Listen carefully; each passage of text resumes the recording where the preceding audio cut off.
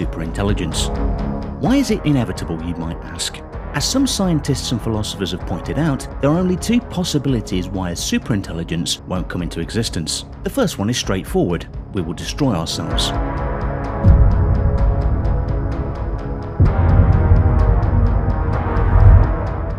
Nuclear proliferation and the threat of a nuclear world war has greatly diminished the chances for civilization to make it into the next century, and if civilization ends, there won't be a superintelligence either. At least, not for our spot of the universe.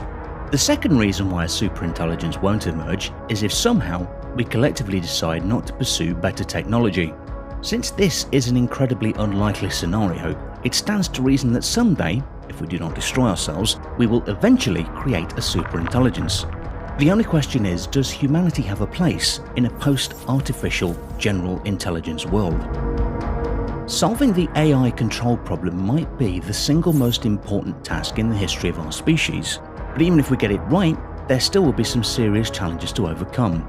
Let's say Google, or any other major big tech company involved in the development of AI, is able to build a superintelligence by tomorrow that's perfectly obedient and aligned with our values, given our current systems of governance. There still would be economic mayhem.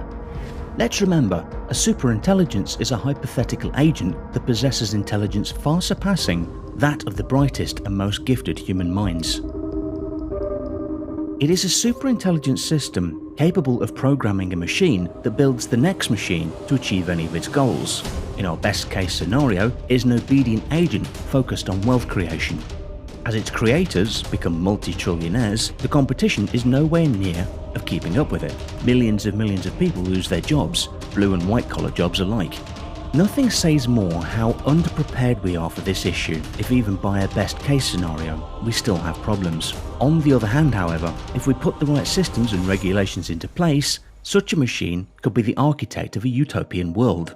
A prosperous global society free of disease, crime, famine, able to focus their time and energy into exploring the world and the stars. But let's not jump the gun and remember that rivalries between countries, such as China and the US, will most likely spark an arms race for the development of AGI, in a perceived winner-takes-all game. Whether China or the US will dominate in the 21st century is a discussion of who will lead in AI innovation, and whether democratic or authoritarian systems are better suited for this challenge.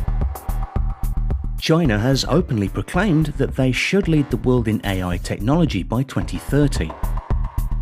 While many analysts have argued that the quest for military AI dominance has begun since the mid-2010s, what we are seeing now is only but a glimpse of what an upcoming AGI arms race can do to the world. An arms race for AI is only one of many risks involved in the development of intelligent systems. If one day we are able to build a superintelligence far exceeding our own, how can we hope its values will be aligned with ours, let alone control or command it?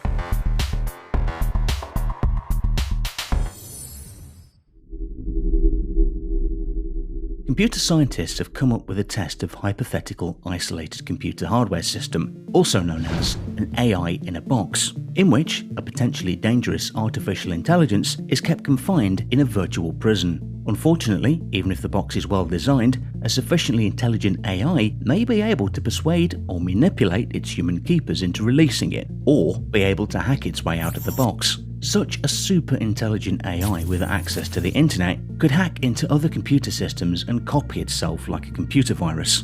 Even if the AI only had access to its own computer operating system, it could attempt to send hidden Morse code messages to a human sympathizer by manipulating its cooling fans. As an additional safeguard, some have proposed to place the computer in a Faraday cage, otherwise it might be able to transmit radio signals to local radio receivers by shuffling the electrons in its internal circuits in appropriate patterns. Even casual conversation with a human guard could allow the AI to deploy psychological tricks, ranging from befriending to blackmail, to convince the human gatekeeper, truthfully or deceitfully, that it is in their best interest to agree to allow the AI greater access to the outside world.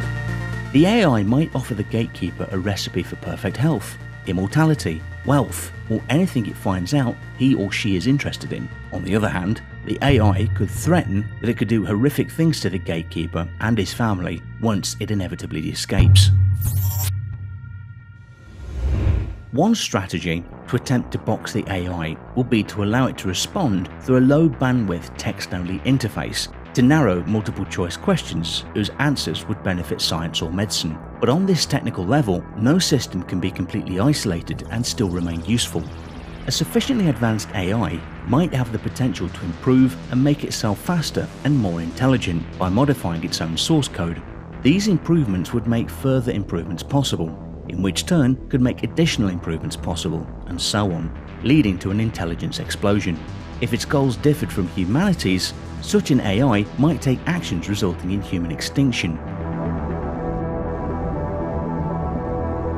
This hypothetical superintelligent AI, whose goal is, let's say, to solve the Riemann hypothesis, an innocuous mathematical conjecture, could try to convert the planet into a giant supercomputer whose sole purpose it is to make additional mathematical calculations. We cannot afford to assume a superintelligent AI develops common sense or the value of human life on its own unless we've encoded it into it. To best illustrate this concept, in 2003, Swedish philosopher Nick Bostrom came up with the paperclip maximizer thought experiment. He says, quote, "Suppose we have an AI whose only goal is to make as many paperclips as possible. The AI will realise quickly that it would be much better if there were no humans, because humans might decide to switch it off, because if humans do so, there would be fewer paperclips. Human bodies contain a lot of atoms that could be made into paperclips. The future that the AI would be trying to gear towards would be one in which there were a lot of paperclips but no humans."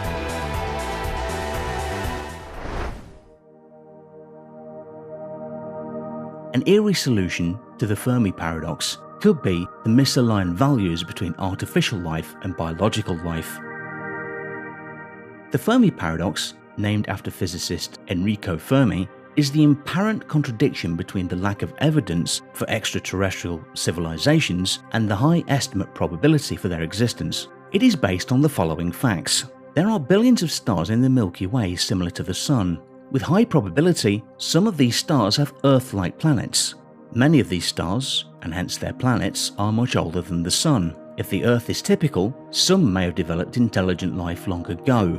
Some of these civilizations may have developed interstellar travel. Even at the slow pace of currently envisaged interstellar travel, the Milky Way galaxy could be completely traversed in a few million years.